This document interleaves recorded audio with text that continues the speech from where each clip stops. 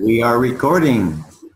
Hello, everybody, and welcome to the Covenant Calendar Club. We appreciate you viewing this video, and we only wish that you would have been able to be here yourself. And so we're just going to greet you with a big, warm welcome. Hello, everybody. Shalom, shalom. Shalom, shalom.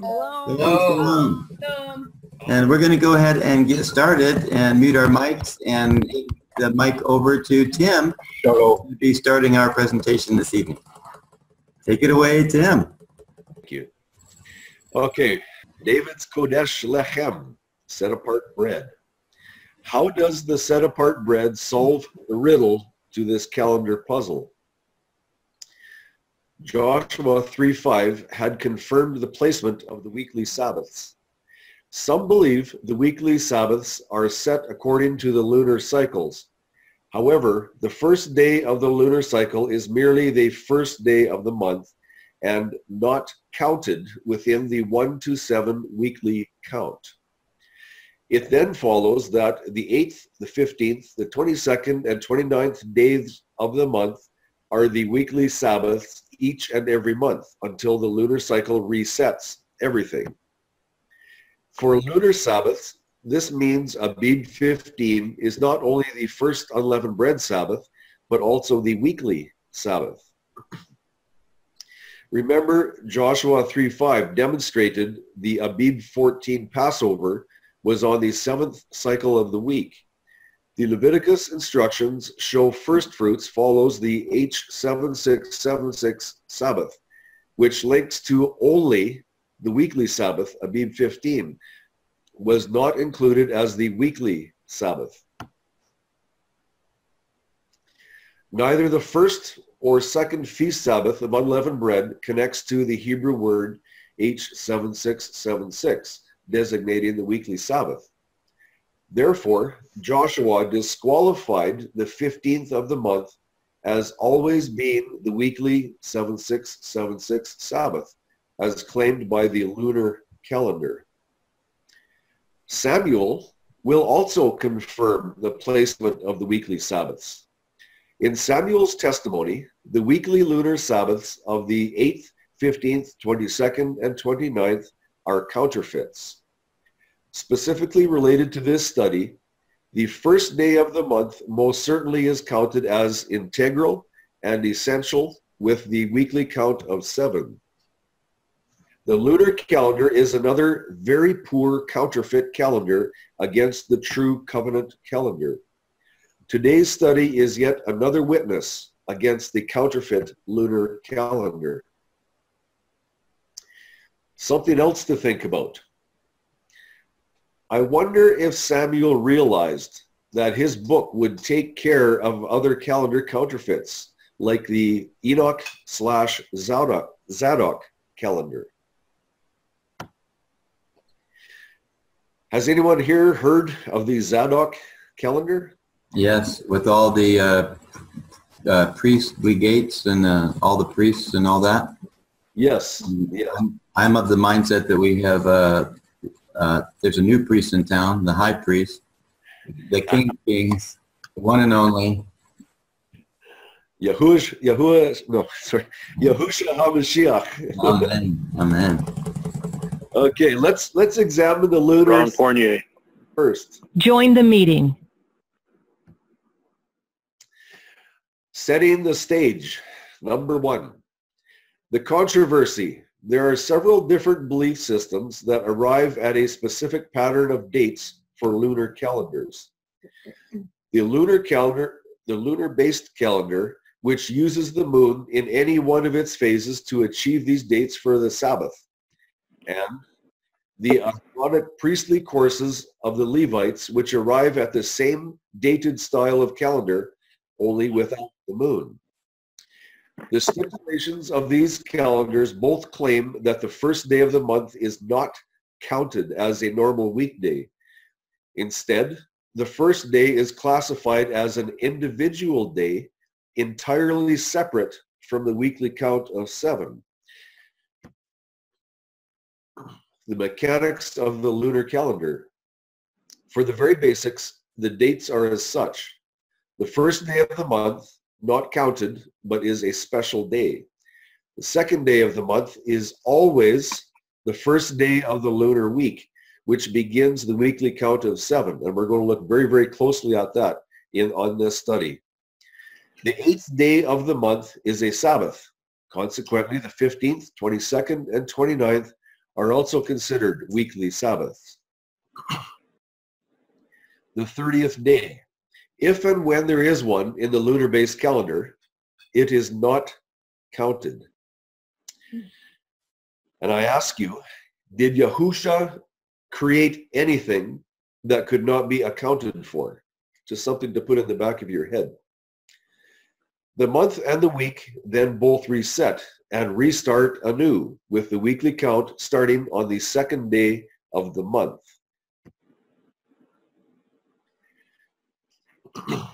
For this purpose of the illustration, this lunar calendar month will begin with the first sliver of the moon on the 4th cycle of the week. Notice the dates where the weekly Sabbaths place when they follow the lunar cycles. You see my mouse here? There's your 8th, the 15th, the 22nd, and the 29th. And these are what they declare as their Sabbaths. So they can fall anywhere in... Yeah, but they're always on the 8th, the 15th, the 22nd, and the 29th, no matter what. And they calculate their months to accommodate that. See, they start here on the 2nd of the month because the first day of the month is not counted. The 2nd of the month is the first day of your weekly 7 count. And so you go 1, 2, 3, 4, 5, 6, 7. Here's your 7th day. They claim that's a Sabbath, and it will always be on the 8th of the month. And your second week comes in, and your next 7, they declare a weekly Sabbath, and it falls on the 15th. Okay, and we saw that there was a big problem with this in Joshua. But this is what they claim with their lunar calendar. And they also claim that the 30th and the 1st are not counted. They're just, I don't know, I guess anonymous days, I guess. Setting the stage number 2 for this study. The controversy, the Enoch-Zadok calendar.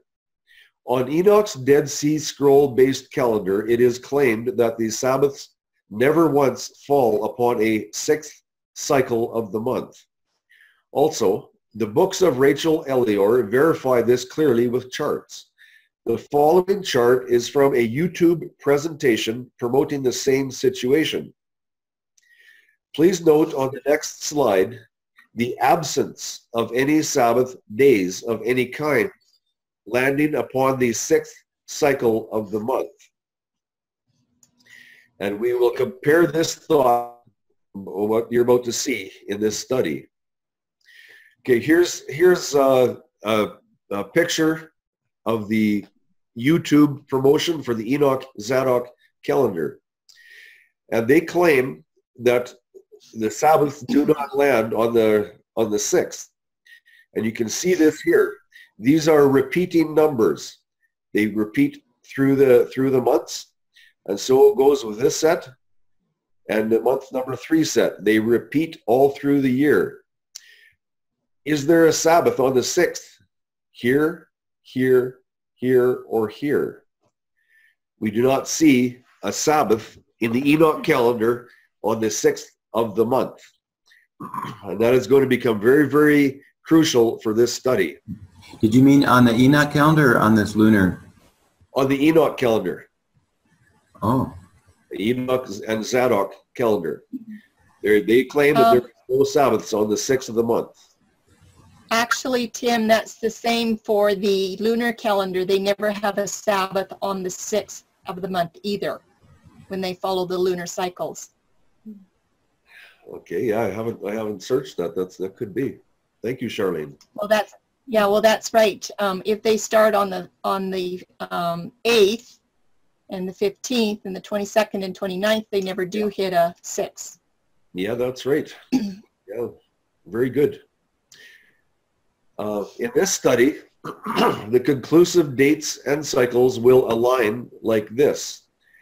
There's your scriptures, and here is your pagan names to the week, and the days of the month as seen in Samuel 20 and 21.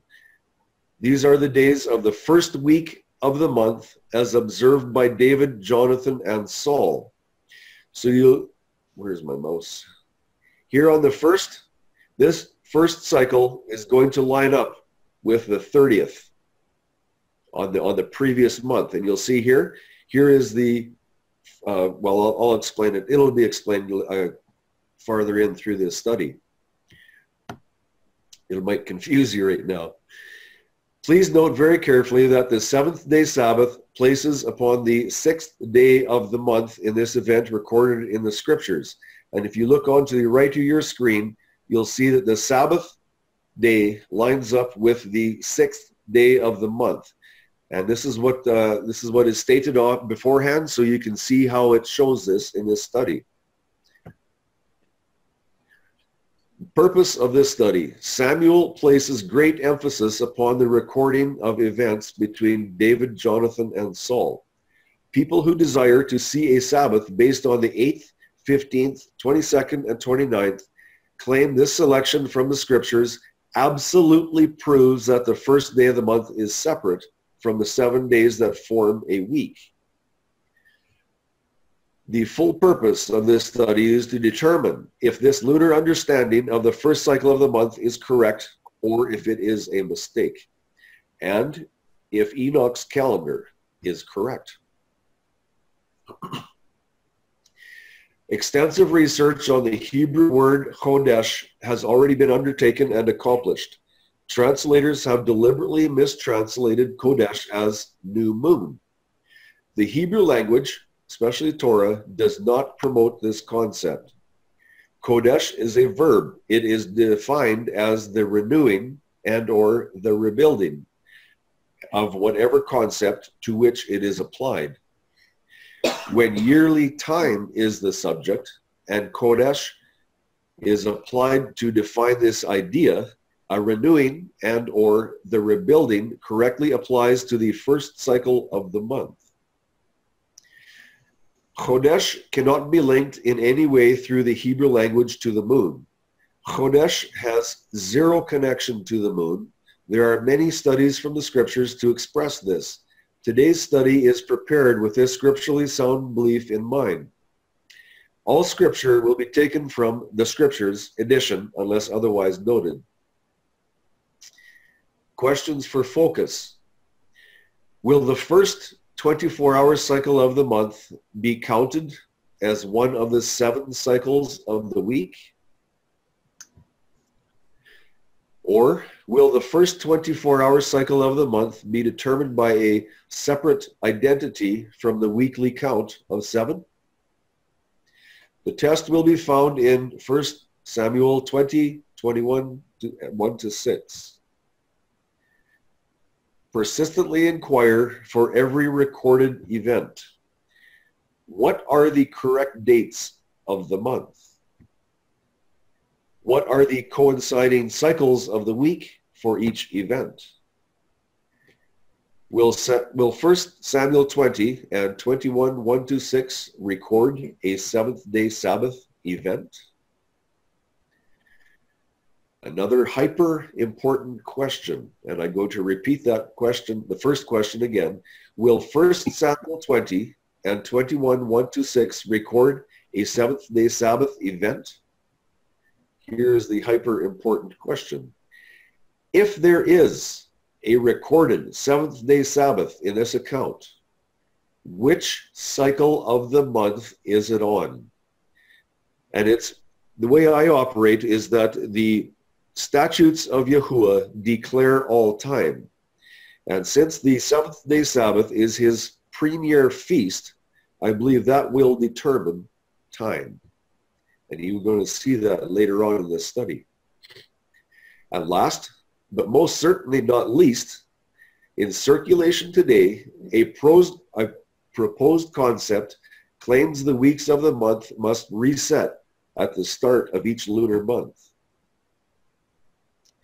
Will this proposed monthly week reset pattern find alignment in 1 Samuel 20? Helps for this study. This presentation requires a sidebar calendar to get started in the study. Comparisons using the visual aid of a familiar calendar will be given throughout the study. Try to make use of a worksheet for your involvement in solving this puzzle. How many of you downloaded and printed out that worksheet so you could mark it out as we go along in this study? I hope everyone did, because it will help your understanding. Caution. Some scripture translations will not give enough specific details to solve this puzzle. And we have found this through presenting this study numerous times. Some people cannot get it, and we ask why. And we look at their edition of the scriptures, and it does not give correct and or sufficient information to determine time. The date selection to get started. The 30th cycle of the month will be placed on the first cycle of the week. The reason for this will be realized near the end of this study. Charlene, do you want to go here? Sure. We're going to have about 15 of these slides that will be introducing different sections of the study as we go along, and this is number 1. David clearly identifies 2 separate dates. And we want to know what 2 dates does David isolate? Go ahead, Charlene. Okay, so we're going to be looking at scripture with this sidebar calendar, and then we'll be reviewing with a real calendar so you can see it both ways. In 1 Samuel 20 verse 5, it says, "And David said to Jonathan, see, tomorrow is the new month, and I ought to sit with the sovereign to eat." So he's saying this on the 30th, and he's talking about the first being tomorrow. Is David really speaking on the 30th of the month? That would be the old month. Yes, but this will be solidly verified soon. We're just making an assumption right now. And he says, "But let me go, and I shall hide in the field until the 3rd day at evening." We're looking at calendar language here. And this is the first witness. And here's your familiar calendar. So this is what people are more familiar to look at, so it makes it a little bit simpler. And David said to Jonathan, "See, tomorrow is the new month, and I ought to sit with the sovereign to eat. But let me go, and I shall hide in the field until the 3rd day." So they're identifying 3 days here pretty clearly. Consider carefully. Will Jonathan become a second witness to David's identification of the new month cycle? The 30th and the same conversation, 1 Samuel 20:11. "And Jonathan said to David, 'Come and let us go out into the field.' And they both went out into the field. And Jonathan said to David, 'Yahuwah, Elohim of Yisrael, be witness, when I search out my father sometime,' when? Tomorrow. That will be the new month cycle. Or the 3rd day, and see if there is good toward David. And I do not send it to you or disclose it to you." Where does the count begin for the 3rd day? Count begins on the 1st. And we're going to see a whole bunch of this counting to 3. And we mentioned this earlier. Charlene mentioned it in previous studies that we need to pay attention to our counting to 3. We're going to see a lot more of it tonight. Here's the familiar calendar so people can make it a little bit easier to understand because you're not used to the sidebar calendar yet. And Jonathan said to David, Elohim of Yisrael, no, Yahuwah Elohim of Yisrael be witness, when I search out my father sometime tomorrow, or the third day, and see if there is good toward David, and I do not send it to you or disclose it to you. There's your 1, 2, 3 count again. Considering carefully, regarding Saul's wicked intent, does Jonathan count the 3 consecutive cycles the same as David? Here's our familiar calendar. Yes, Jonathan agreed with David. So the two of them are talking on the same page. They're in full agreement with these 3 days. This is a second witness to the covenant calendar. Will Jonathan provide an affirmation for his second witness for the timing of the new month cycle? Will this affirmation occur on the 30th? Jonathan reaffirms the new month cycle. So Jonathan said to him, tomorrow is the new month, and you shall be missed because your seat shall be empty. So it becomes pretty clear that he was speaking on the 30th, on the last day of the previous month. He's identifying the new month day, tomorrow. Jonathan's conversation with David was held on the last day of the month. And here's the familiar calendar again. Jonathan's reaffirmation. So Jonathan said to him, tomorrow is the new month, and you shall be missed because your seat shall be empty. Yes, again, Jonathan agrees with David. Verse 18 is the second witness to David's timing declaration.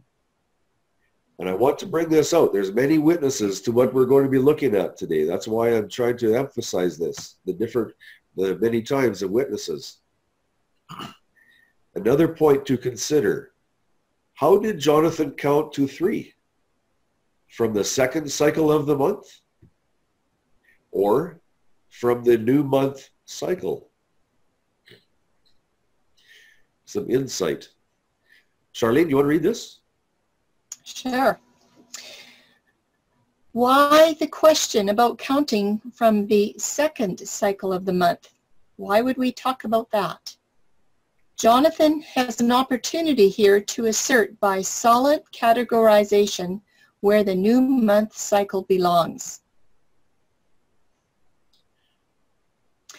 Does Jonathan seize this opportunity to declare the new month cycle as being separated from the week, or will he do something else? Jonathan continues speaking. And on the third day, go down quickly, and you shall come to the place where you hid on the day of the deed, and shall remain by the stone Etzel. The third day is not identified by a named weekday designation, but is recognized as integral with the cycles of the month. Jonathan does not categorize the first cycle of the month as being separate. Jonathan counts to 3. Jonathan is speaking on the 30th. And on the third day, go down quickly, and you shall come to the place where you hid on the day of the deed, and shall remain by the stone Etzel. New points to analyze. What happened at the evening meal on the new month cycle? Where was David? What did Saul say? David's location, and Saul is silent. And David hid in the field, and when the new month came, the sovereign sat down by the food to eat. So this is pretty certain that we're on new month day, number 1. And the sovereign sat on his seat as at other times on a seat by the wall, and with Jonathan standing and Abner sitting by Shaul's side. But the place of David was empty. And Shaul spoke not a word that day. For he thought, it is an accident. He is not clean, for he has not been cleansed. An important point to consider. Why is verse 27 of 1 Samuel 20 so important? While David was hiding, 1 Samuel 20:27, and it came to be the next day, that would be the second day of the month. The second day of the month that David's place was empty. Is this a squandered opportunity? Why has Yahuwah disregarded this opportunity to declare, assert, and define the second cycle of the month as the first cycle of the week of the lunar month? And some of you might have to sit back and just think about that question for a little bit, because the lunar calendar declares the second cycle of the month is the first cycle of the week. However, we are seeing here that these men are testing to it differently. And the second day of the month is also, or the first day of the month is also counted in the weekly count. Why a squandered opportunity? If Yahuwah desired to supply us with a witness to the second day of the month, being the first day of the week, as consistently required by these suggested calendar systems, why is it not recorded in the scriptures like this? And it came to be the next day, the first day of the week, that David's place was empty. See, if it had been recorded like that, then we could say for absolute certain that the second day of the month was the first day of the week. But it's not written like this in the scriptures. This is not how it's stated. And so if the second was the first day of the week, then they missed this golden opportunity to witness or to show us from the scriptures, because it's just not that way. Also, why did the Sabbath then arrive only 4 days later, on the 6th of the month? How can you have 7 days between the 2nd and the 6th? It does not happen. Completing 1 Samuel 20:27. And it came to be the next day, the second day of the month, that David's place was empty. And Shaul said to Jonathan, his son, why has the son of Yishai not come to eat? Either yesterday or today. So Shaul is pointing out the first of the month and the second of the month. And it tells us right here, the second day of the month. So we're very, very certain about this second day of the month. Summarizing it all together on the calendar.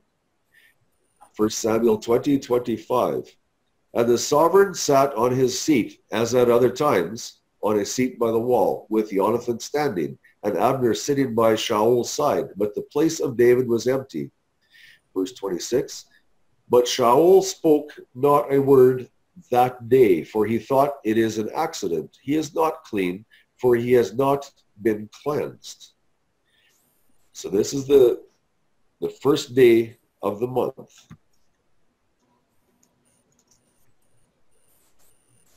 And the next verse, verse 27, and it came to be the next day, the second of the month, David's place was empty.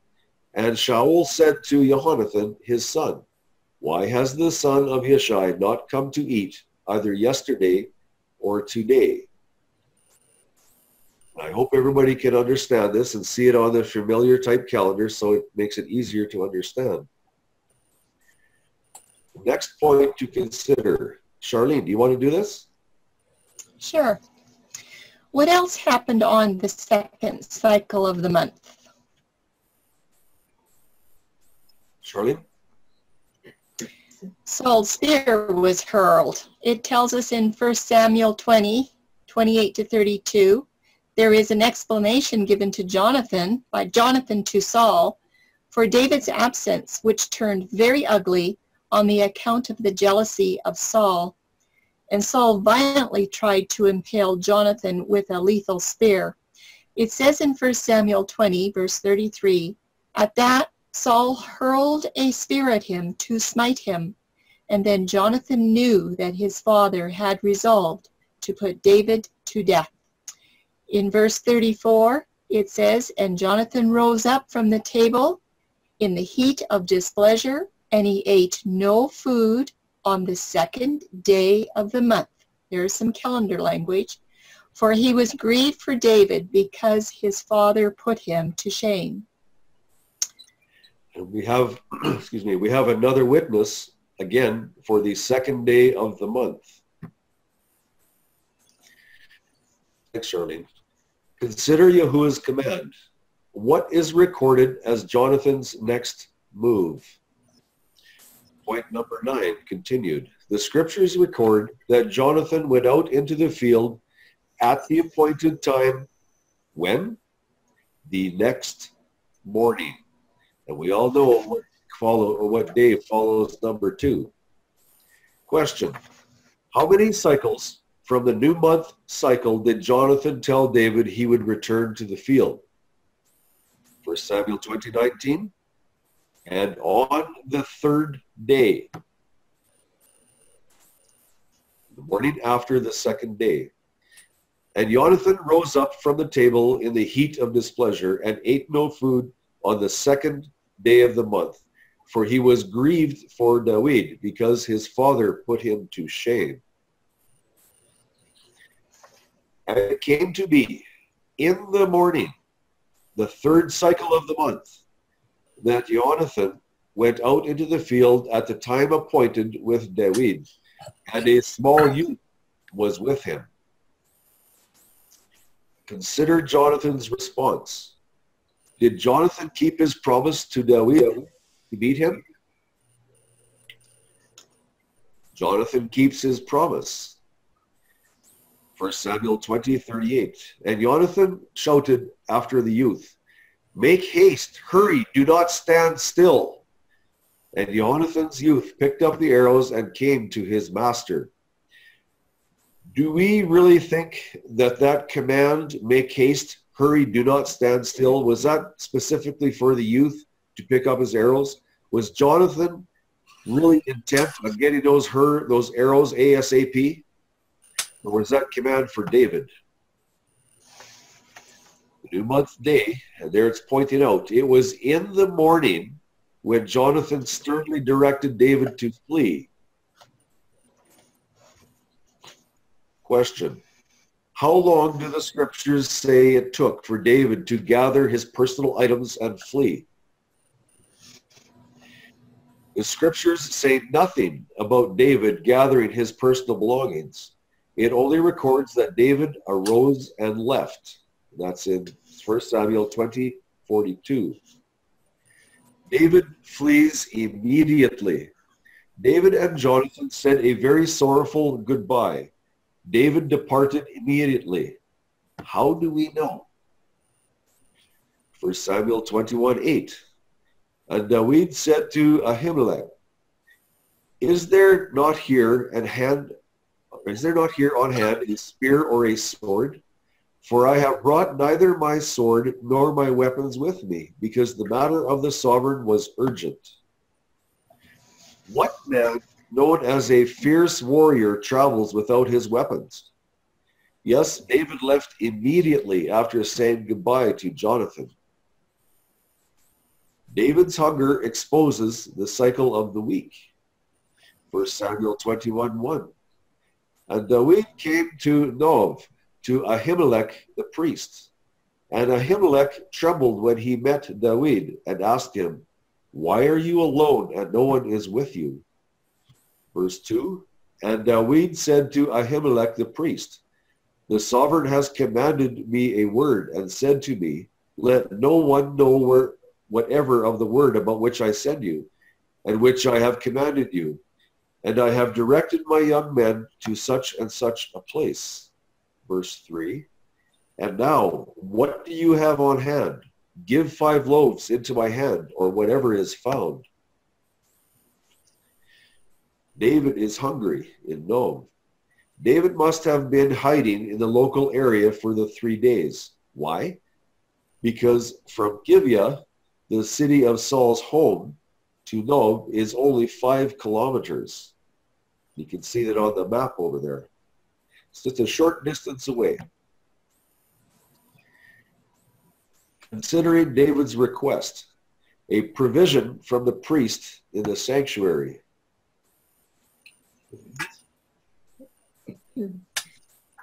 David's request, give 5 loaves into my hand. What type of bread was available?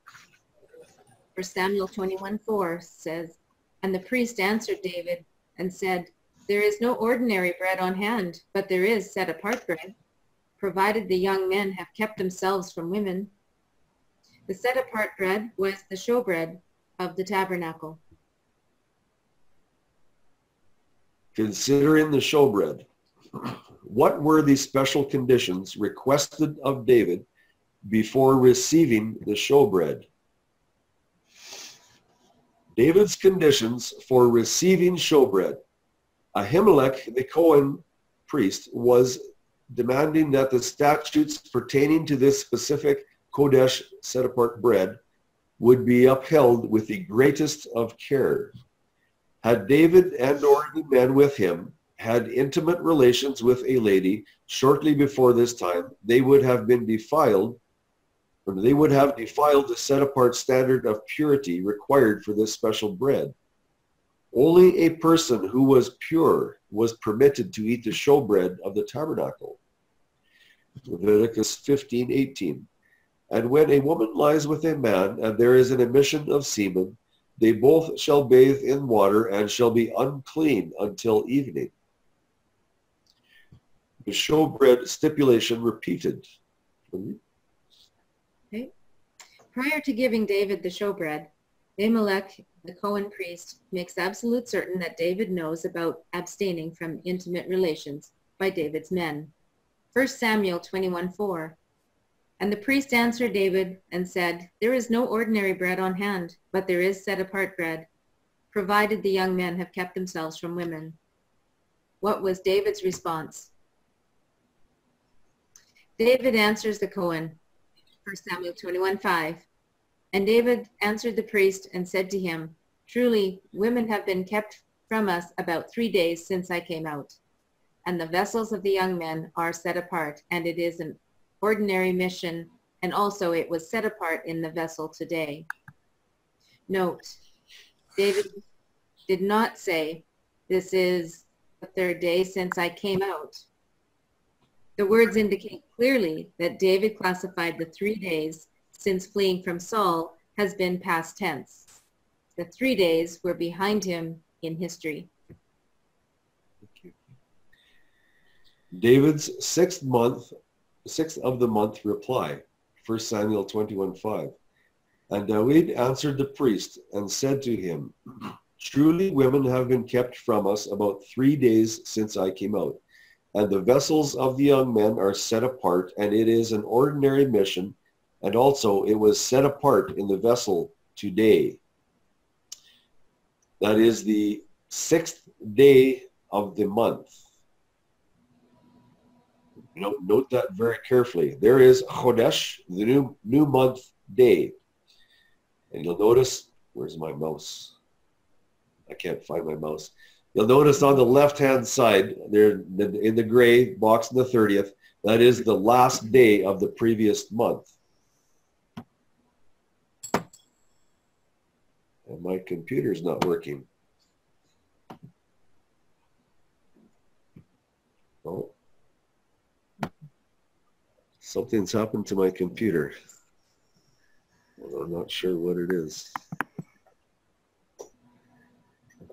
Charlene, you might need to get your computer, your screen share ready, because my computer's, oh, something's happening here. You got it? Oh, there it is. Yeah. Okay. Yeah, it froze up for a little bit. Okay. Let me back up here again. There's your Qodesh new month day. And here is the morning that he was told to flee in haste. Here is your 1, 2, and 3 days that he was in hiding. This is the 3 days that him and his men were separated from having intimate relations. This is the 6th day of the month. David fled these 3 days from Saul upon strong advice from Jonathan. David was speaking to the Cohen, Ahimelech, on the 6th cycle of the month.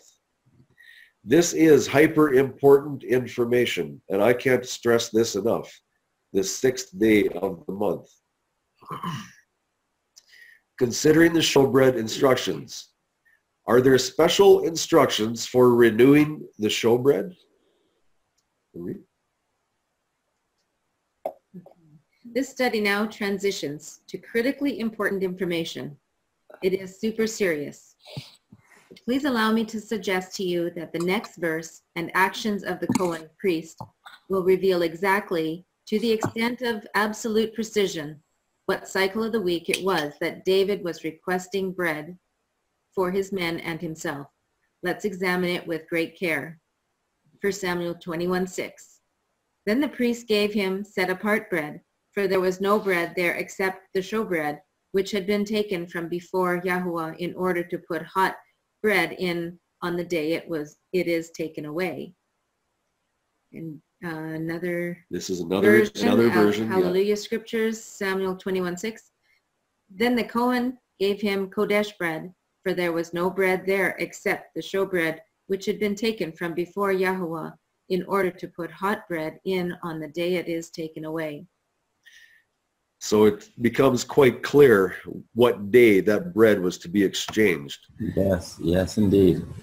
And the next slide is just some more different versions of that same verse, just to be absolute certain. We're not going to read them, but this is just more witnesses of when that bread was to be exchanged. 1 Samuel 21:6.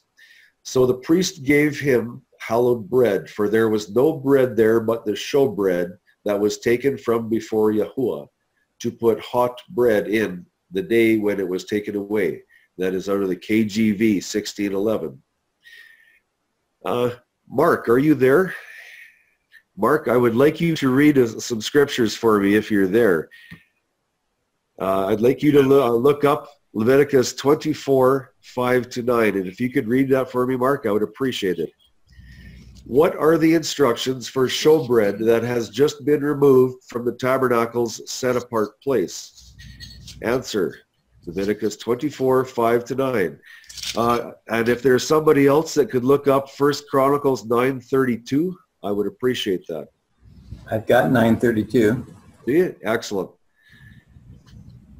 So you ready for 24:5-9? I would appreciate it, Mark. Thank you. And you shall take fine flour, bake 12 cakes with it, 2/10 of an ephah on each cake, and you shall set them in 2 rows, 6 in a row, and on the clean table before Yahuwah. And you shall put clear frankincense on each row, and it shall be on the bread as a remembrance portion, an offering made by fire to Yahuwah. On every Shabbat, he is to arrange it before Yahuwah continually from the children of Yasharel, an everlasting covenant.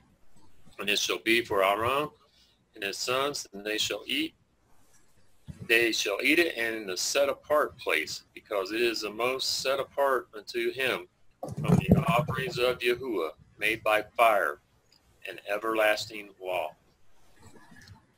Excellent. So I think it's verse 8, is it, Mark, that tells us that the bread is to be changed on every Shabbat? Yes, on every Shabbat, he is to arrange it before Yahuwah continually from the children of Yasharel, an everlasting covenant. Yes. Yeah. So that's a statute. So there is no other day that bread can be switched out. And we want to keep that close to our heart. Thank you. Thank you for reading that, Mark. Mario, can you read 1 Chronicles 9:32, please? First Chronicles 9:32. And other of their brethren of the sons of the Cohenites were over the showbread to prepare it every Sabbath. Okay, there's two witnesses. For when that showbread is replaced, it is the Sabbath. Now the brutally important question arises. Considering the showbread replacement, what divine cycle of the week delegates new showbread for the sanctuary? And you shall take fine flour and bake 12 cakes with it, 2/10 of an ephah in each cake. Verse 6. Oh, how come that cloud disappeared with the number 13 in it? Did anybody see that cloud? Why wasn't there 13 cakes? Why was there only 12? Just something to put in the back of your head. Leviticus 24:6. And you shall set them in 2 rows, 6 in a row, and on the clean table before Yahuwah. And you shall put clear frankincense on each row, and it shall be on the bread as a remembrance portion, an offering made by fire to Yahuwah. And on every Shabbat, he is to arrange it before Yahuwah continually from the children of Yisrael, an everlasting covenant. And it shall be for Aharon and his sons, and they shall eat it in the set-apart place, because it is most set apart to him from the offerings of Yahuwah made by fire, an everlasting law. So it's very, very special bread. Go ahead. I'm just going, woo-woo. Yeshua all over the page. What an offering. Hallelujah. Yes. Bread of life, man. Okay, I'm sorry. Go ahead. No, don't be sorry. Keep going, Mario. Excited. Assembling pertinent points. David was speaking to the Cohen on the 4th cycle after he came out. The time frame of point number 1 above is the 6th cycle of the month. David is asking for the showbread. The showbread is exchanged upon the 7th-day Sabbath, discerning David's week. Since the showbread is always exchanged upon the 7th-day Sabbath, upon which day of the week was the 6th cycle of the month in this account? The 6th cycle of the month was the 7th-day Sabbath. Is it possible that the bread was exchanged on another cycle of the week? What was the Cohen's response to David? 1 Samuel 21:6. So the priest gave him hallowed bread, for there was no bread there but the showbread that was taken away from before Yahuwah, to be replaced by hot bread on the day when it was taken away. And that is from the Eastern Bible, derived from the Peshitta. David requests bread from the Cohen. 1 Samuel 21:3. And now, what do you have on hand? Give 5 loaves into my hand, or whatever is found. Okay. The first day of this week started on the 30th day of the previous month. New month day is right here. That is the 1st. This is when he didn't show up for his meal with Saul. This is the 2nd day, which they identified very, very clearly with several witnesses. And this is the morning when Jonathan was told to flee now in haste. Jonathan hid these 3 days. He was in hiding, and he went to talk to Ahimelech on this morning, right here. This is the 6th day of the new month. 1, 2, 3, 4, 5, 6. David referenced these 3 days since he fled from Saul upon intense advice from Jonathan. David and his men are extremely hungry from fleeing. It is the 4th day since David talked with Jonathan by the stone Etzel. David requests bread from the Cohen. 1 Samuel 21:6. Then the priest gave him set-apart bread, for there was no bread there except the showbread, which had been taken from before Yahuwah, in order to put hot bread in on the Sabbath day. It is taken away. This is a Sabbath day. This is the 6th day of the month. It is the 7th day of the week. And it is the 4th day that David had fled from Saul. Considering Jonathan, David, and Saul, did any one of these 3 men decide to reset the days of the week to accommodate lunar standards? David, Jonathan, and Ahimelech do not reset their week, the days of the month. David flees in great haste on the morning of the 3rd day. David announces to the Cohen his history of 3 days removed from Saul's reach. David, very hungry, seeks out Ahimelech the Cohen. And now, what do you have on hand? Give 5 loaves into my hand, or whatever is found. This is the 6th day of the month. Yahuwah's covenant calendar is not reset. 1 Samuel 21:3. And now, what do you have on hand? Give 5 loaves into my hand, or whatever is found. This is the cycles of the months. And I say this plural because this is the end of the old month, the 29th and the 30th, the old month. Here's your new month day, 1, 2, 3, 4, 5, and 6. These are your days of your month. The 6th of the month is when David asked for the showbread. Here's your cycles of the week when David requested the showbread. If there is anybody that can tell me why that I did this last animation backwards, I would like you to take your mic or turn your mic on and tell me. If you can tell me, I'm going to back this up and I'm going to show you the cycles of the week. It's going to go backwards. Oh, I did it. No. I just got to let it play out. The cycles of the week are going to go backwards. And I would like somebody to tell me why I made that go backwards, if you can tell me. It was from Sabbath to Sabbath? Yes. But what I want to point out here very, very strongly is that the statutes of Yahuwah declare all time, period. And the 7th day Sabbath, again, is the premier feast of Yahuwah. When that 7th day Sabbath is determined, it is from that point that we can count our week and even count our months, depending on what we're searching for.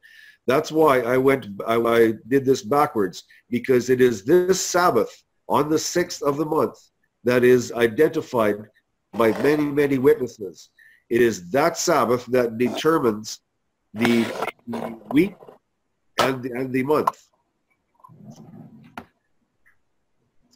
There is the 30th of the last month, and this lines up directly with the first day of the week. The first day of the week was in the previous month.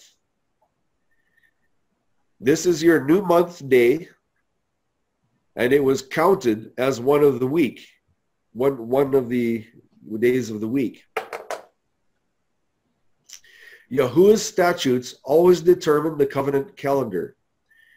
The 6th cycle of the new month is when David asked for the showbread.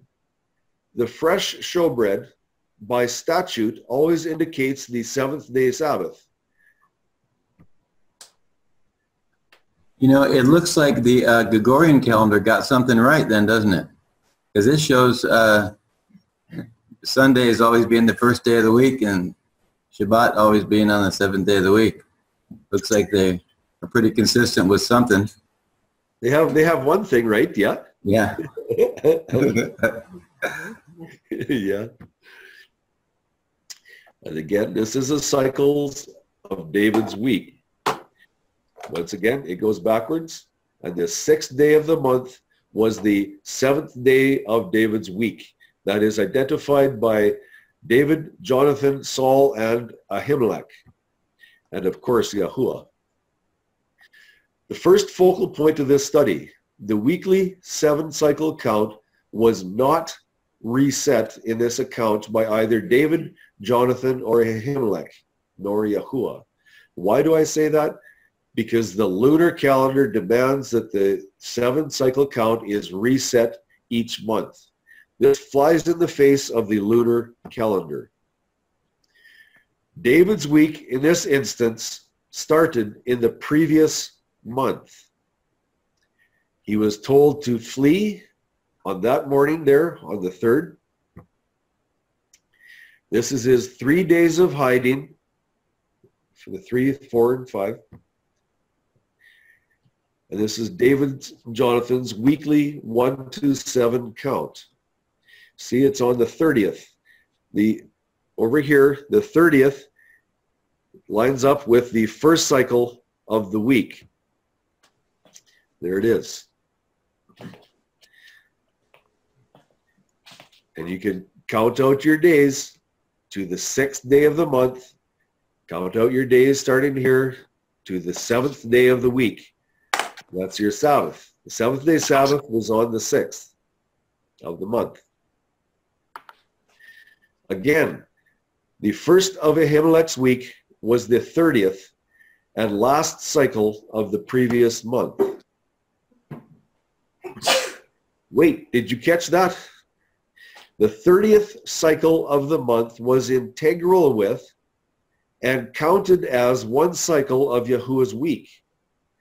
The first cycle of the week on the 30th cycle of the previous month was determined by David, Jonathan, and super significantly by Ahimelech, the high priest, as being counted within Yahuwah's 1 to 7 weekly count. The lunar-based calendar regulations oppose this factor. The first focal point continued. The weekly 7-cycle count was not reset in this account by either David, Jonathan, Saul, or Ahimelech, the high priest. David's week in this instance started in the previous month. Creation's 7 cycles that form a week are a continuous, repetitive cycle operated in a unique manner, separate unto its own accord. Neither the moon nor the priestly duty cycles in the tabernacle have a controlling connection to Yahuwah's creation week of 7 cycles. What Yahushua set in motion at creation will never cease. Appropriate questions. In this example taken from 1 Samuel 20, the first cycle of the month was placed on the second cycle of the first week, or Monday in pagan terms. David, Jonathan, and Saul all lived out the covenant calendar as seen throughout the Torah, the prophets, and the Messianic Testament. How is it that proponents of the lunar Sabbath and the perceived priestly course calendar with the same dates can claim that the first cycle of the month is separate from the weekly count of 7?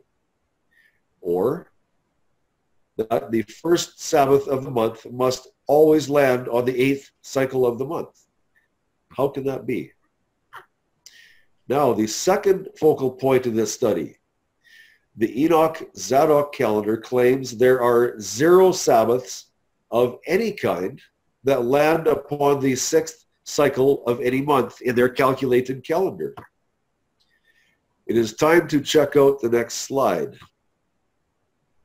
Here again is a slide that is retrieved from the YouTube promoting the Zadok calendar. They claim that there is never a Sabbath on the 6th cycle of the month. And if you look in these numbers, you can see there is no 6 to be seen here. So they claim it's impossible for a Sabbath to fall on the 6th. What have we just seen in this event from the scriptures? We have just seen many witnesses that declare the 7th-day Sabbath landing on the 6th cycle of the month. What is happening with our Enoch and Zadok calendar? Is there alignment? Enoch has no Sabbaths on the 6th date of any month.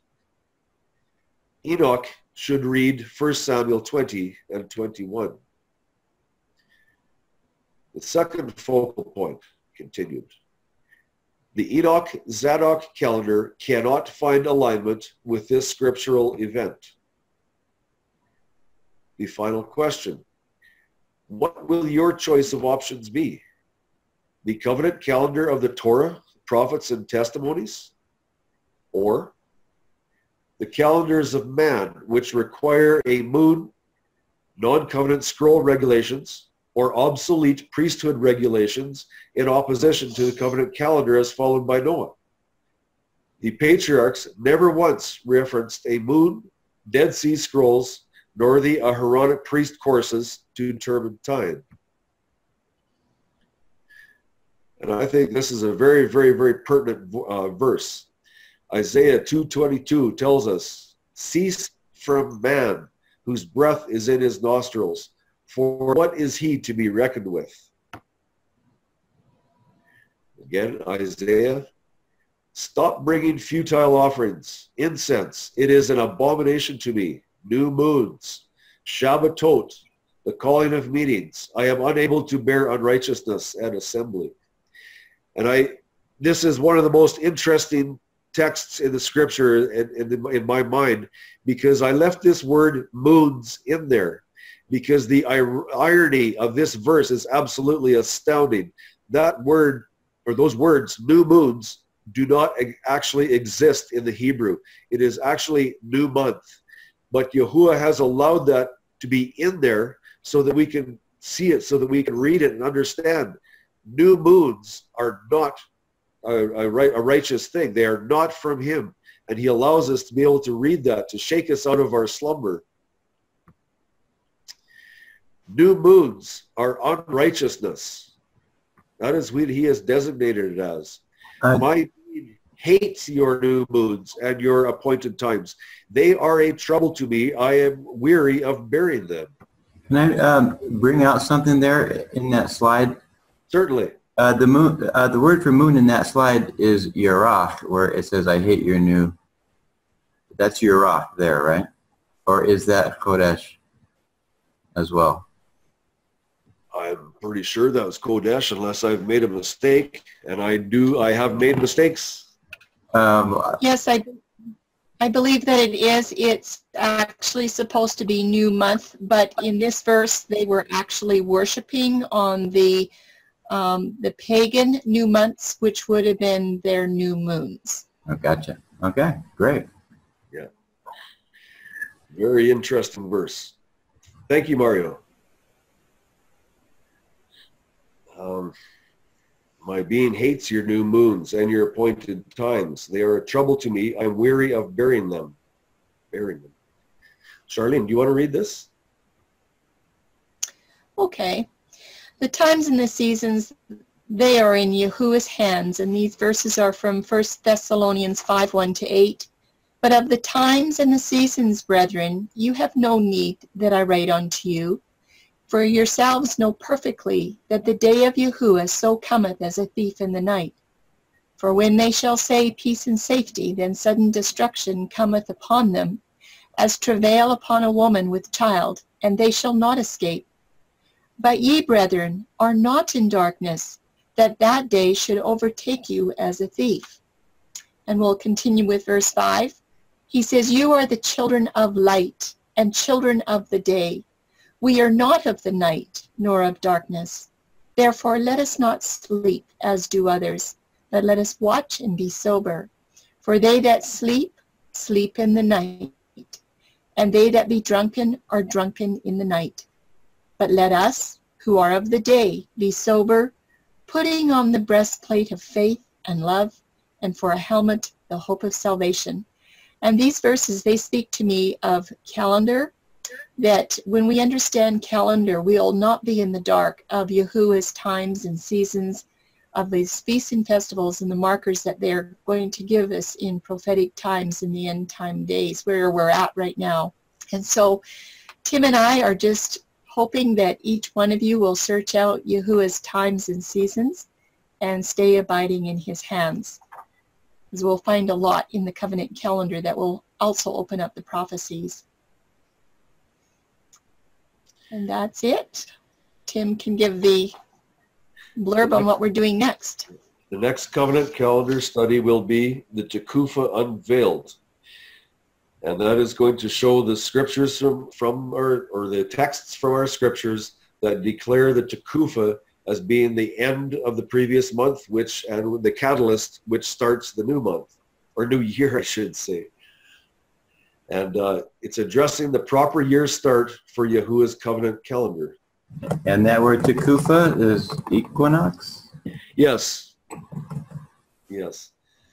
Excellent. Thank you very much for another wonderful study. You're welcome. Thank you, thank you, thank you. I really enjoyed the graphics that were going on there. Was that you, Charlene, or Tim? Those are some really good graphics. Thank you. We do it together. You do it together. Okay. Thank you. That was awesome, guys. You know, when Abba does it, he really does. If we just look, if we just stop and look, he makes it so simple. All of these other ones are so convoluted. Yeah, and it's really important too that we do investigate and look at and really get to know what the covenant calendar is, so that when these counterfeits come out, you see the difference between the real thing versus the not quite so real thing. Although, you know, there's a lot of counterfeit bills that are, you know, being handed out, and people buy them and they use it and they get away with it for a while anyway. But the restoration of all things is on its way. I would just like to mention something, Mario, if I could. Can you all hear me okay? Yes, that's great. One thing that Tim and I did was we did these studies in order, and I mentioned this before, but for new people that are here, we started in Genesis pretty much, did Exodus, did Leviticus, did Numbers. Tim can shake his head up and down. We did them in order. We did not say for day start, we'll find 2 or 3 witnesses and then that's good enough. We did everything. I think there's 3 or 4 more studies that have to be completed. But the order that these stories come in the scriptures is extremely important, because every story builds on the one before. And there is a secret and there's a code, there's a riddle and a puzzle in the way that these stories are put in order in your scriptures. It's something that you don't see unless you do it in order. So for those of you that have the studies, I know it might be kind of fun to pop into the New Testament and look there before you do these Old Testament stories. But when you do them in order, you will see something that comes to the forefront that you won't see if you're just popping around. It's like doing a tapestry. If you're just popping all over the place, you will sort of see the back part of the tapestry with all the threads and the knots and all the colors. You can't see the picture. But if you do the calendar stories in order, you will be on the right side of the tapestry, and you won't have any threads or knots, but you will see the picture. as the tapestry is woven, this warp and this woof that we've talked about, as the tapestry is woven, you will begin to see the picture. I cannot stress this enough, the order. And what we're discovering now is that it just has to be that the lunar Sabbath people and the Enoch people, the moon calendar people, the sunset people, all of these counterfeit calendars, they absolutely have not done these studies in order. And like I said, if Enoch would have looked at, and the lunar people too, would have looked at Samuel 20 and 21, they would have realized that there was a problem. They just didn't look. And it's just right there. Yeah. And this happens many times over. So I just really encourage you to look at the studies in their order. They were put there in order for a purpose, and divine purpose. Right. You know, one thing I'd like to do is, you know, tip my hat to those people that are able to take something so confusing and try to work it out and walk by it and live by it, because it's very confusing. His yoke really is simple. It really is much easier. It's liberating. It's so simple. Once we get a hold of these basic truths, when does the day begin, and how to, you know, count to 3, and counting, numbering our days, 30, 30, 30, 30, 30, 30, we start to see these things all over through the text. As we read, general reading, even without study, just general reading, it seems to be a realistic read, as opposed to, okay, well, let me calculate all this stuff. But for those that have gone through all that calculate, kudos. I mean, they're, attempting to make a stand. And I'm believing and praying that that everyone will come into a place of recognizing just how burdenless following his covenant calendar, his commandments are, because they're really not burdensome at all. He's given us grace and mercy, but the enablement, that grace to walk it out, it's really not difficult. I remember way back when we used to think slightly differently and thought, well, no one could ever follow those. Well, yes, we can. It's all those confusing add-ons that make it impossible. So, Mario, the hardest part of doing the dawn studies was trying to take the mass confusion that we've been taught, and take this mass confusion and make sense of it so that we can understand it, to show that it's mass confusion.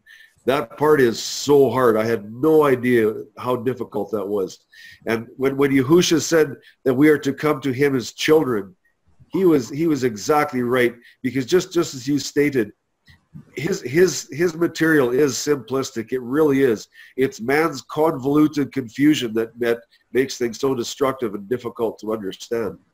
I like how Brad Scott opens up a lot of his studies. He talks about, ask any kid, and so these kids, draw a picture of land and a house and a sun and a tree and mom and dad, and you ask any kid, when does the day begin? And they're going to tell you, when I wake up, in the morning. I mean, it really is simple. I want to a quick announcement that we will not be getting together from March 23rd until April 13th for preparation of the Passover and unleavened bread and the feast and festival time itself. So we won't be doing anything on those days. But next week we're going to have an open discussion. I think there might be a little bit of review, if I'm not mistaken, but for the most part, open discussion. And one of the things that I want to acknowledge right now is that, Tim, you've done a fantastic job at what you've done since Calendar Club began. And Charlene and Tim have been working together for a while. Tim is a heavy diesel mechanic by trade, and he has felt that standing on a stage or communicating these kind of things is not my forte. And yet, with him and Charlene working together, Charlene's goal is to get us to be able to make presentations ourselves, right? And so Tim is an excellent example of stepping up to the plate, doing a great job. And, now you should start traveling the world and teaching everybody these presentations. So next. I second that. Yeah. When are you coming to Australia, Tim? So next week, what we're going to do is get together in an open discussion. If you want to start a presentation, be it on a document or a PowerPoint or something, especially, short, so we can all, share our screen. Zoom does provide us with that capability to share each other's screen and share what you might have put together. Danon had sent me a couple of what he's called shorties or gems, and he's off to a good start. So he's not on here right now, but brother Danon, kudos to you for doing that.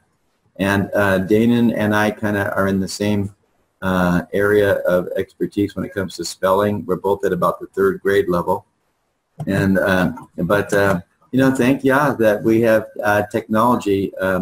You can even stick it in the Google search bar, and it'll correct your spelling for you.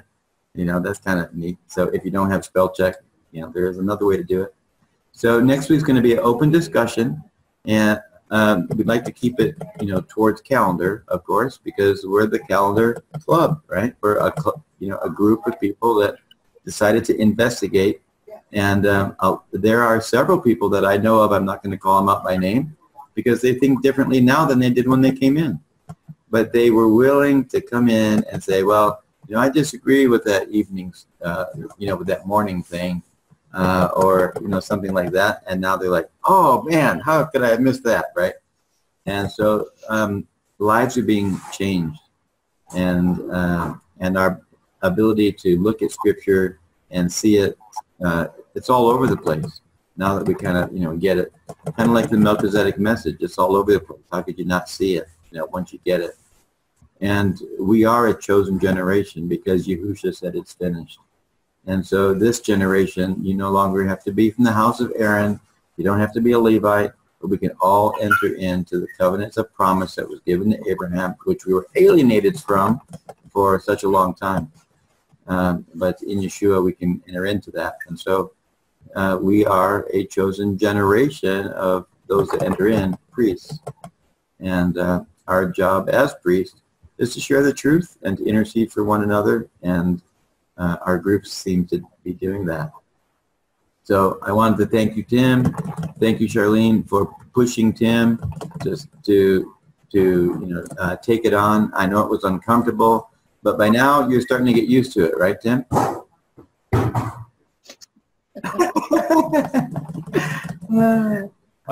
It's hard to get used to. I stumble all the time with reading, but I enjoy it. It's where my passion is. I love doing it. I really, really do. And what's most rewarding is when you see people understanding what you wrote, and you understand it. They can understand how you think too, and that's so rewarding. It's incredible. Jeanette is a really excellent reader. You guys could be like, Aaron and Moses. You could, share something, and Jeanette could, speak out the, read it, or you guys would be a great team, So next week, again, open discussion and or presentations if you have, something that you want to present. Try to keep it around, calendar. Charlene, you were going to say something? I just wanted to say something. I think one of our first or second presentations, we were talking about in calendar you have to learn how to count. And we also said you have to learn how to count to 3. And I think this is probably our 3rd or 4th presentation that has had counting to 3. And there might be some that might have felt that they were put down when we said we're going to have to learn how to count to 3. This was not a joke. It is absolutely essential that we know how to count. We know when to start counting. We know how to count out these 24 cycles. The reason that we're getting so much practice in counting 1 to 3 in the Old Testament is that when we come up to Yahushua's passion, his death, his burial, his resurrection, and his ascension, and the Roman guard, and a couple of other things, if we do not know how to do this count, we will be lost. And so I just wanted to remind everyone that we're getting some practice, lots of fun and practice. Certainly we had a lot of practice last week in the Joshua study. And for next week, we'd like you to bring your questions. We probably won't be discussing a lot of material that we haven't gone over yet, but we'd like to hear from you on some of the material we presented. Where do you see that this is going? Do you see how all the puzzle pieces are coming together? We will have a review of probably 30 slides, and they're deep and they're heavy, and there is some new information, and that new information is to project you into the future to see where you're going to be going with this. I do believe that we'll have some information that's going to pop into Yahushua's passion and the Omer count, and I think there'll be a lot of discussion around that as well. So we'd just like you to be prepared and ready. I think we're going to have a lot of fun next week. Great, I do too. And you know, one of the things that has really impressed me the most is just how much of Yeshua you see in being able to count to 3. And in these studies, it's like he just glares at us, and it's a beautiful light. The light, you know, it's the light. It's all about his light. So again, I want to thank everybody that has participated thus far, and look forward to really digging even deeper. I'm always up for that. I'm not the sharpest knife in the drawer, but if you tell me enough times, I just might get it. So any questions or comments or anything like that? Anybody want to add? Yes, I'm sorry. I know how precious my time is. And so I want to thank everybody here that has given your time and given your ears to listen to what Charlene and I have worked on. I appreciate your time. I really do. Thank you for listening. Tim, we and Charlene, we appreciate the time that you guys have put into sorting this out to follow. This is by far the best calendar study I've ever gone through, and makes more sense than anything else in accordance with Scripture. So you have tremendously blessed me, and I'm sure everybody else here. Amen. Let's praise Yahuwah for everything. Yeah, can I say how do I do that? How can I say something? Go ahead. Just speak up. Yeah, this is Walter. Hey, Walter. And I appreciate very much the presentation. It was very plain, very clear, and it took me a long time to understand some of the things. But Charlene was a big help to answer a lot of questions, and I was able to translate a lot of this. And that helped me quite a bit to learn things, because when you translate from one language to another, it makes it even more harder and then clearer. Right, right. Well, thank you for sharing that, Walter. Charlene. Hi, Charlene. Hi. This is my wife. She's sitting right there. We can see your hand waving.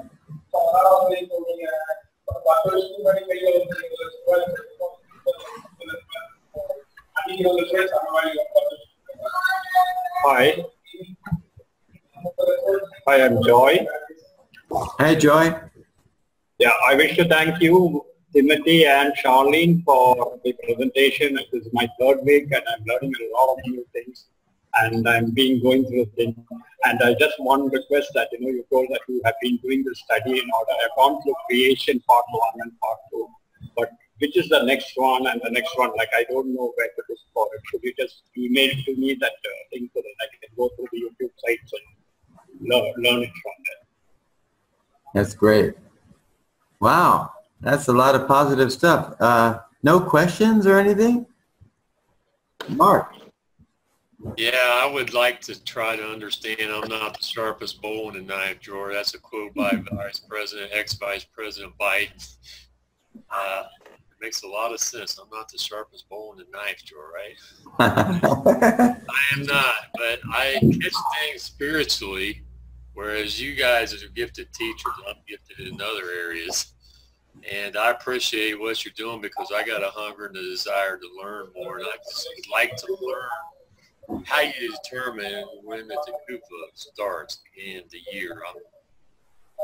So maybe that could be brought up sometime. I don't know if now or you know, I'll tell you, my son Joshua and I were out today, and we started our preparation for marking out this year.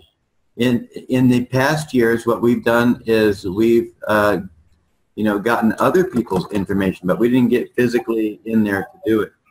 And I'm trying to find out what mic is open so we can say, hear some background. Yeah, there's some background. I think it was coming from Joy's. Okay, I think it's gone. So we went and took a compass to first put some marks in the line is where's north and south and east and west, right? And we got close enough to the wall where if we stick a stick in the ground, there's a shadow up on the wall. So we also have, come to find out over time, when you go outside and it becomes, what's that called, Charlene, right when it's about to cross the PM, what does PM stand for again? Past the meridian. Past the meridian. When you're at that neutral spot, the shadow in front of you is so small. I mean, it's just an itty bitty shadow, and so you know that you're facing, true north right then. Any day of the week, anytime. And so if you go out earlier than that, your shadow is going to be bigger. At certain times of the day, your shadow might look like you're 12 feet tall. But at that moment, there's very little shadow. You might get a shadow of the tip of your shoes in front of you. So you know where north is that way, right? But when the equinox comes, there's going to be a difference. And so we're getting ready to mark that difference out. We're painting some rocks so that we can line those rocks up with the east and west and the north and south and sticking the post in the middle of it and just spending the next few days. I think there's Charlene and Tim call them, what are those 5 days that we have there? What's the word that you use to describe those 5 days? Reset days or I think we're using balancing days. Yeah, balancing days. Yeah. So we could also say that they're days of grace, because I think 5 represents grace, right? So we're marking things out and paying attention to what we wouldn't have paid attention before. So if we're in the woods or we're out camping or whatever, we can stick a stick in the ground and watch the shadow. It's not going to matter really where we're at once we get our eyes, fixed on it. But that's a good starting place. That's where we're starting anyway, because we haven't literally done it before. Yeah. Mario, I just wanted to make a comment. There is another movement out there that's in our acquaintance of feast groups that are now switching out equinox for the equilux. And this is a very dangerous thing. I've been researching it this last couple of weeks. Timothy is prepared to do a presentation when we come back in April on how to understand equinox. I'm hoping to have a presentation ready about equilux. I'm finding that people don't know the difference. Just a few years ago, neither one of us even knew that the word equilux was a word. We didn't even know that. But I think it's really important that because we're looking at counterfeits, we looked at counterfeits tonight, I think it's important that we address this counterfeit of Equilux. It is very serious. A lot of these feast keepers also follow the moon. The moon is a big one as well. But we should probably look at the Equilux thing, and Tim and I can decide, and of course the group can too. But while we're doing equinox, we should probably consider doing the Equilux right after that and put the two together as a study so that everybody knows what in the world is going on, because this is going to come up. And some very good teachers of ours that we have appreciated through many, many years have just this year switched their calendar from equinox to Equilux. And the information that they're giving, how can I say, I was shocked. It wasn't studied out well at all. These people are very good Bible students. I'm just shocked that they didn't go and look. You can solve the problem in 5 minutes on your computer, but they didn't go and look. Yeah. So we need to have answers. Remember, it says in 1 Peter, I think it's 3:8, somewhere in there, we need to have a ready word of an answer from the scriptures.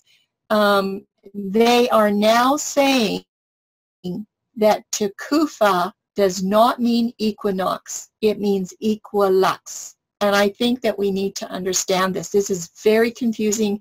We're finding that the counterfeits now are snugging up so close, and it's just almost very difficult to figure out how to peel these onion skins away.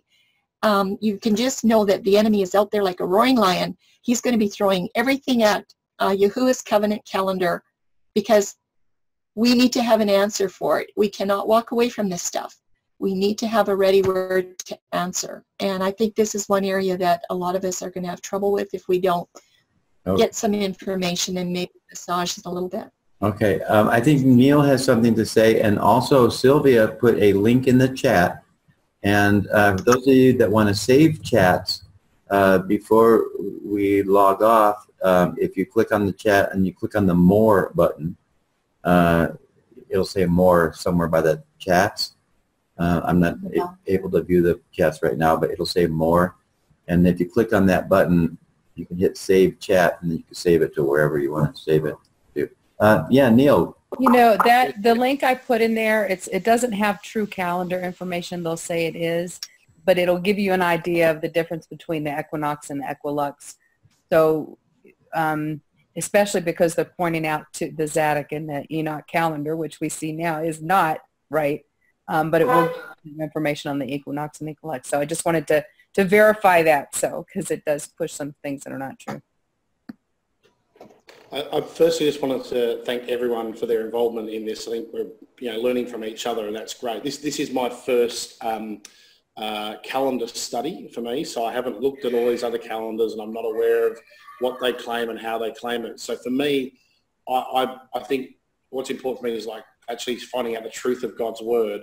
And I think if whatever study we do, we start off with what is true, and then look at these other ones. Because like today, I hadn't looked at these sorts of things before, so I don't really know the background of it, where some of you may have struggled with understanding, the truth because of the lies that have come in.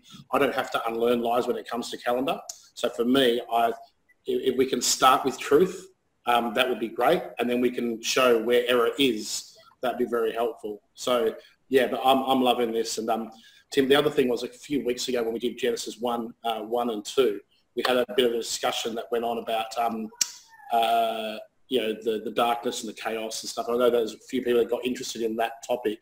So maybe next week, if we can, I don't know, have a bit more on that. Or I know we didn't get to do a follow-up, and a few people asked for that.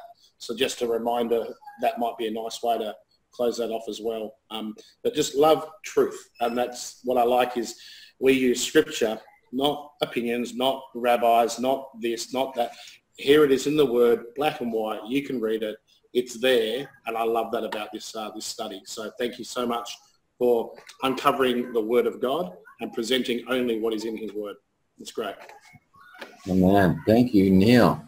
Yeah, and we, probably the hardest thing for anybody to do is to stay open and realize that there might be more that he wants to reveal to us about something. You know, just about the time that, for me anyway, about the time I think, okay, I got it, it's like, boom, no you don't, Mario, that's just the beginning. There's so much more that you can get a hold of if you just, you know, don't get so locked into what we've been, you know, or to what we think that we have, right? Yeah. Our mind's like a parachute. If it's not open, it ain't gonna work. Mario, that's a really good point. Like I have people say to me, "Oh, you're changing what you believe," and I'm like, "Well, no. As a child, you go to your parents and say, 'Hey, where do babies come from?' Your mum will say, 'You know, from your womb,' you know, like or from the tummy, you know." Later on, when you hit puberty, you find out that it's not just growing in mummy's tummy, but there's a process, there's a way that happened, and you get more detail.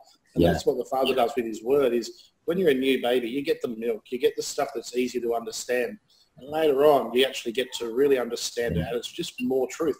And it just blows science away because the Bible is accurate and true when you understand it correctly. Yeah, and observational science is true if you understand it correctly. Otherwise, you can believe whatever you want. And that's the word is the same. That's why there's so many people that don't believe the truth because they make it say what they want. So this is awesome. I love it. Yeah. You pray for truth, you can't go wrong. I mean, he'll give it to you. I mean, I believe that's the Father's will. He wants us to walk in truth. And I was sitting here, I'm looking at the word Tekufa, and I'm seeing this complete circuit of the sun. So it completes its full circle. It says here in the Hebrew, in Strong, I use the Strongs. I need to learn how to get some other books. I need you guys to tell me what other books, because I got groomed on the Strongs and the Vines, basically the Vines, and I graduated to the Strongs, which is more in depth, which I know it's not perfect, but it's better than the English dictionaries. So the Tekufa here is from, let me see, I had it here, 8622, and it's of the sun, of the course, of time lapse, and it's a circuit. It's come about an end, which when, like you quote all the time, Mario, Isaiah 46:10, the end is from the beginning. Yeah. So I'm grasping some of this, but I know I got to go. Yeah, we're getting it little by little.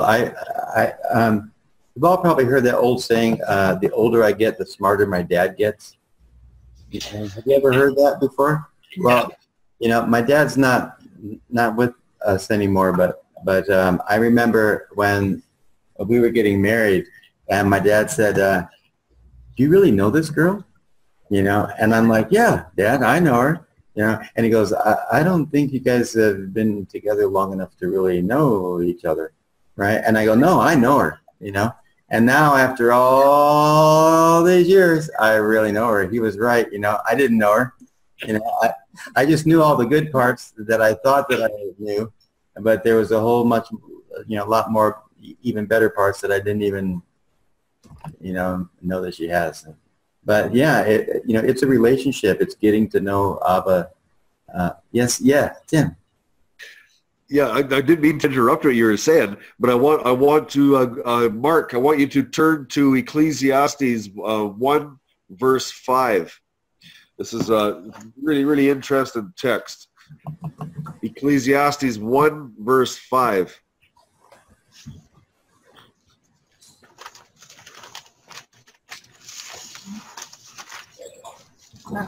This is Yahuwah's definition of a 360-degree completed circuit. The sun also rises, and the sun goes, and hurries back to the place where it arose. Now, the reason I'm pointing this out, when you go to the lunar calendar and they have their 29.5-day month, there is no such thing in the sky, according to Yahuwah's designation of a 360-degree completed circuit. The lunar month of 29.5 days is it's something like 385 degrees, not 360. They have it does a complete lunation from point to point, and then it goes beyond its starting point, so that they can achieve coming as close to Yahuwah's 30-day month as possible. Yahuwah will not allow them to duplicate the 30-day month. So they can only stretch the lunar cycle to 29.5 days. So it's actually a false, a total false lunation, according to Yahuwah's designation of a 360-degree circuit. So the circuit completes, I noticed, is it the second day after the new moon? So I don't know if that's any significance, but I still am trying to learn how to calculate when the Tekufa, the equinox, starts. And I know it's a circuit is completed, but you have to be able to read the sun and its circuit in the sky, because that's part of Yahuwah's calendar. He says to look up. The stars are a witness for the seasons, it says in Bereshit 1:14. One of the most basic ways of determining it is when the sun when the sun rises due east and sets due west and follows a very straight circuit across the sky. It does not waver from that straight line across the sky. It doesn't waver north or south, right? That's correct. So it follows. It rises due east, goes straight across the sky, and not sets. It disappears due west.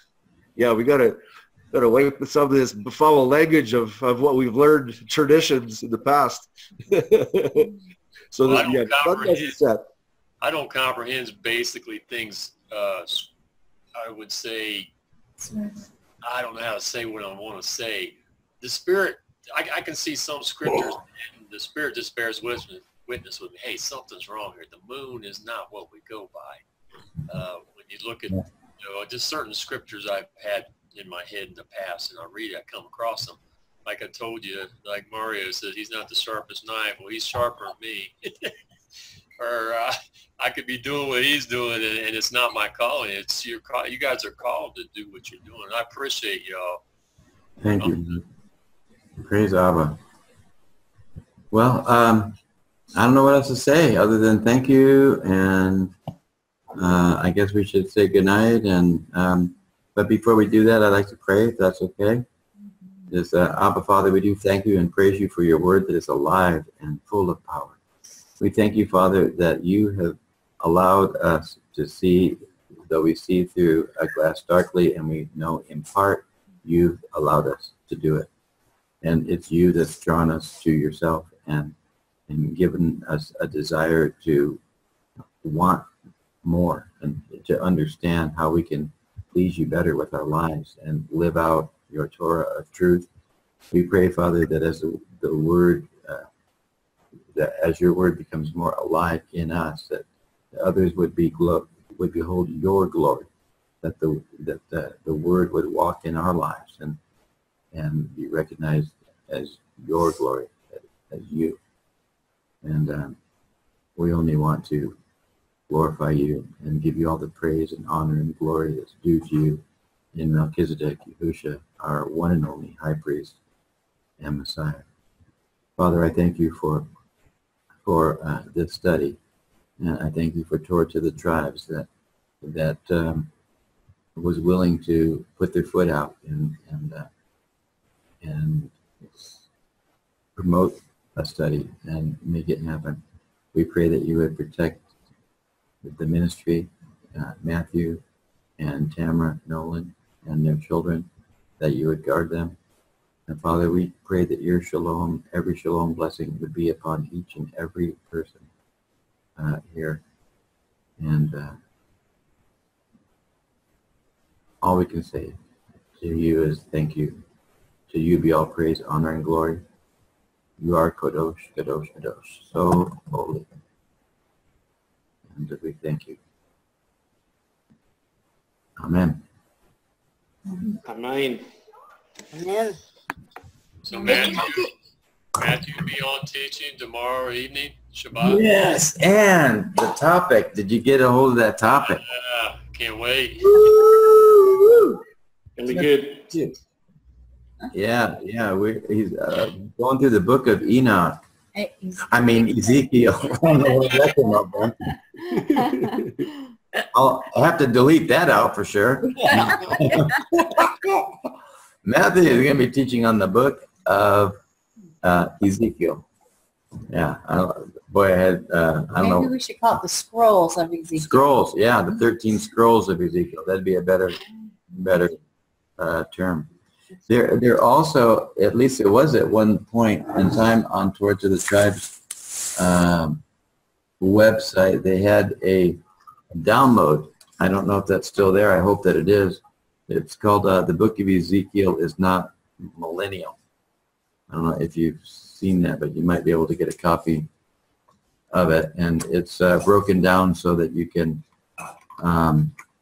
in fact, if anybody would like it, I do have it saved in my documents. I can make it into a PDF and, send it out, or, just let me know. Just email me. Email me and I'll get it out. But he breaks it down as to where scroll 1 is and scroll 2 and, etc. So anyway, thank you again, and thank you those of you that are watching us on YouTube for joining us at Covenant Calendar Club. We hope you are richly blessed, and we look forward to the next time we can get together. Shalom, shalom. Have a wonderful evening. Shalom, shalom. Thank you very much. Bye-bye. Shalom. Adios. Bye. Bye-bye.